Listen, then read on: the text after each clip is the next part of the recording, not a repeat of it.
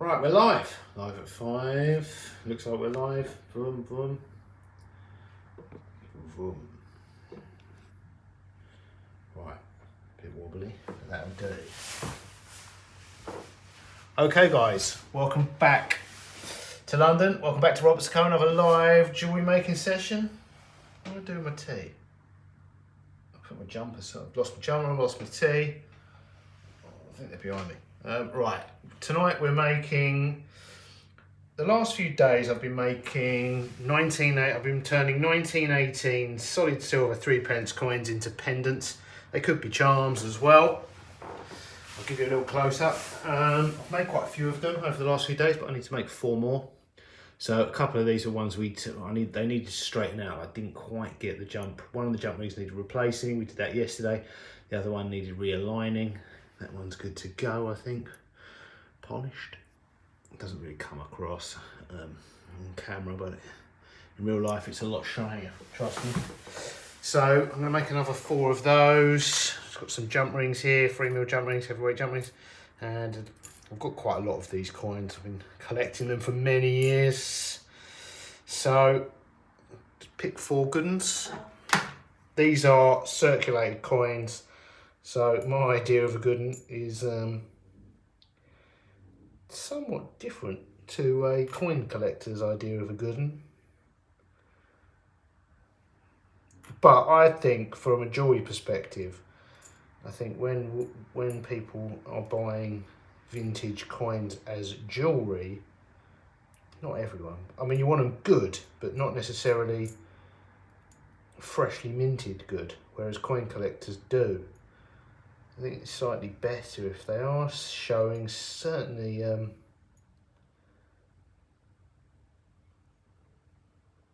some signs that they were currency, not, you know, knackered, but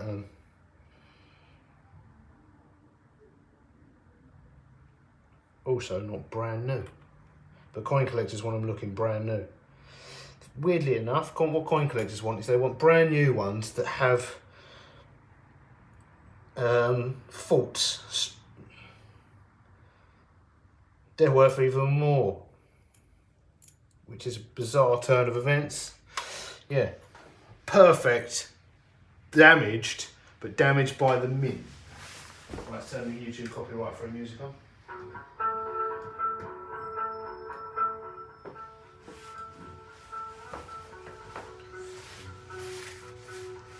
So, right, that's our 4 coins. Let's line up some jump rings, flux some solder. I need to cut some solder. We've got the bits I was using on the first go at this was they were too small and I wasn't soldering anything together, and I think the ones I'm left with here are a bit too small as well. They're either too small or too large, the ones I've got. Too large and it floods the coin and you lose the detail.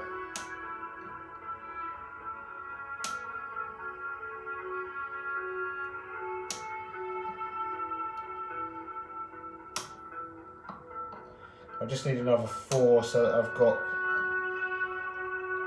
a few. I've then got enough to make a few batches of stock of every. Because these will be available in 5 different necklace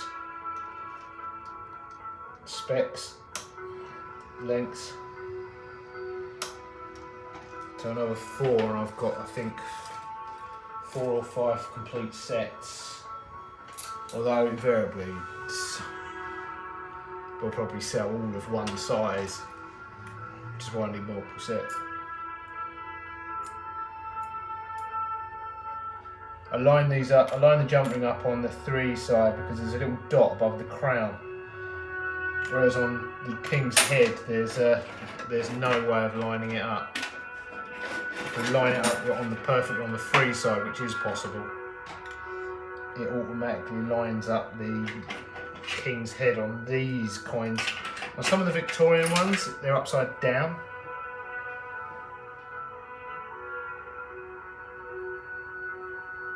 It's a little bit annoying because you've got to pick a side before you solder them together.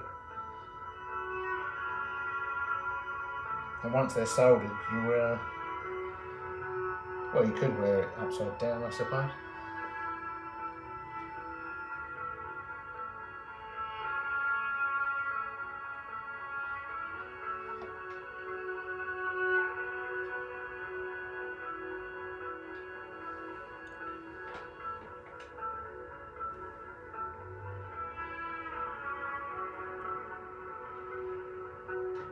Let's do a couple spares just in case.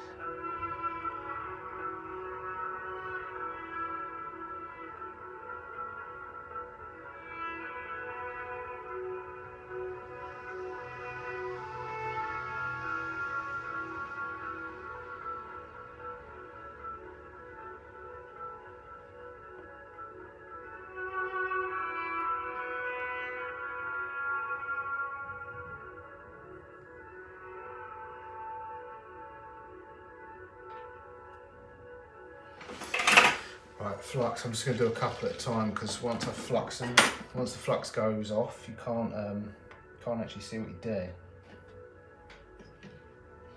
Can't see where you're lining up the jump ring.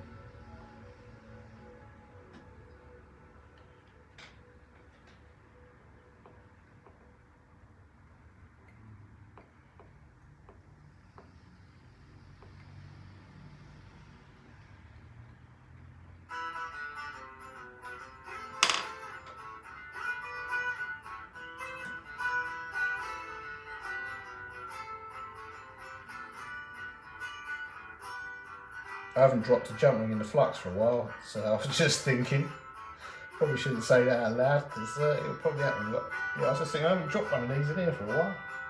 I dropped a coin in there the last few days, but not a jump ring, surprisingly. That is why I flipped the finer tweezers there.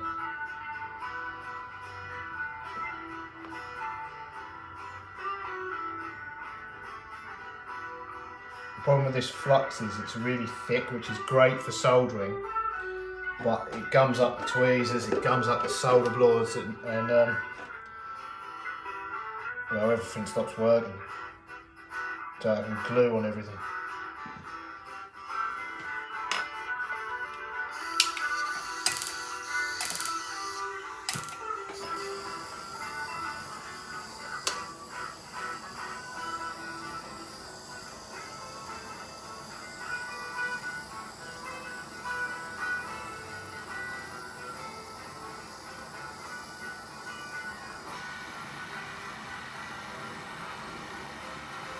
This is, I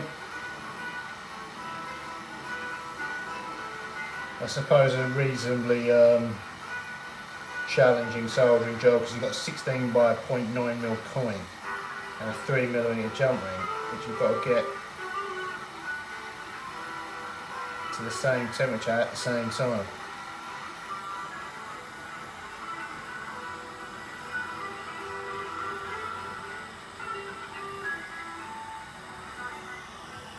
And the solder, of course.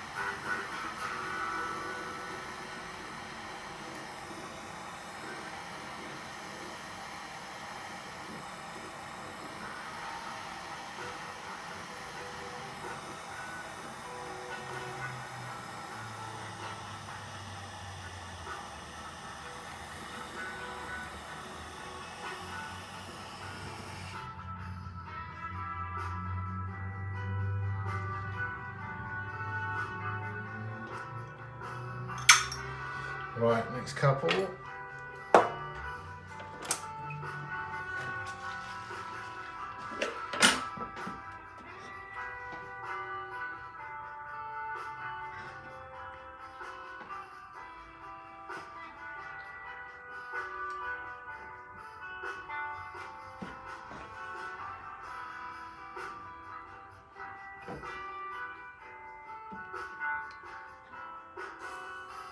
These are also available in gold plate, 18 karat gold.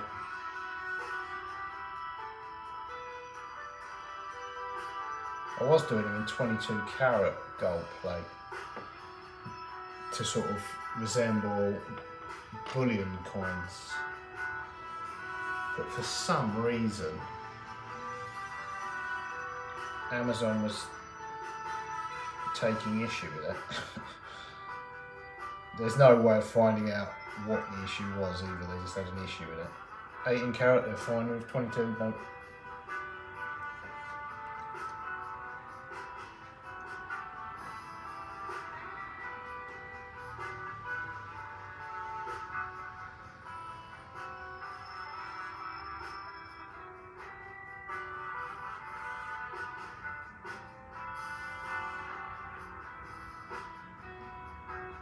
I think most of those things like that are, it's an issue somewhere. So, I've got no idea what the issue is, but someone somewhere knows that, it might be an issue in America or Mexico, wherever, somewhere, some country that they're in, it's an issue. So they just, might even be somewhere in Europe. It's probably America.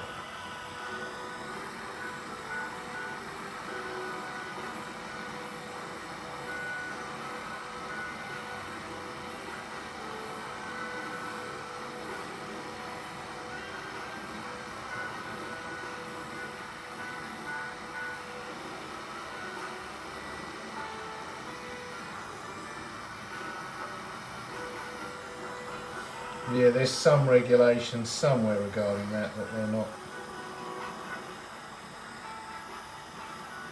they're not up for complying with.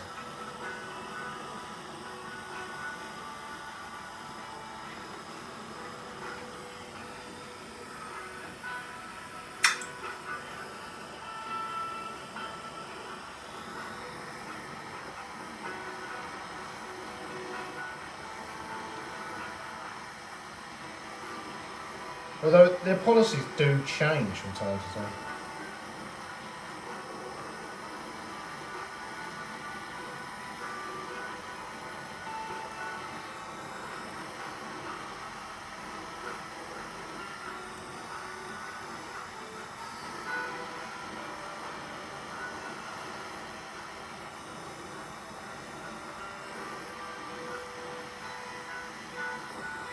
Especially the things that need human intervention.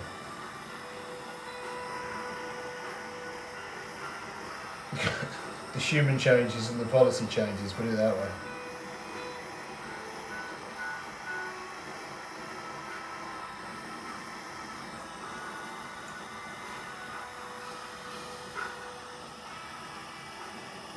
They do like to say no though. The computer doesn't, the humans like, the human says no, generally. Right, let's pull one of those out. They're going to need a lot longer in here, the pickle.